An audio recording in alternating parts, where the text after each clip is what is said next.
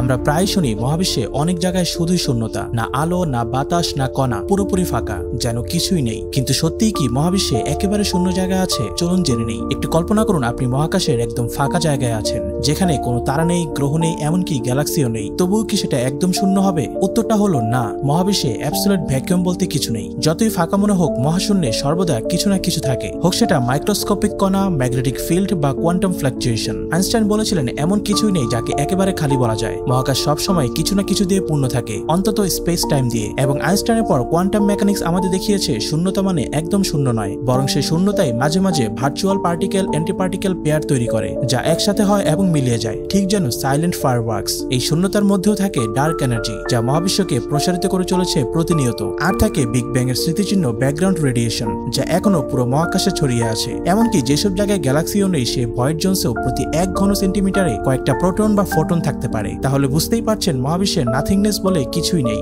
আসলে এই শূন্যতার মধ্যেই লুকানো আছে মহাবিশ্বের সবচেয়ে রহস্যময় জিনিসগুলো। আপনার কি মনে হয় শূন্যতা কি শুধুই অনুপস্থিতি, নাকি এক নতুন সম্ভাবনার নাম? কমেন্টে অবশ্যই জানাবেন এবং এই ধরনের আরো ইন্টারেস্টিং ভিডিওর জন্য আমাদের সাথেই থাকুন।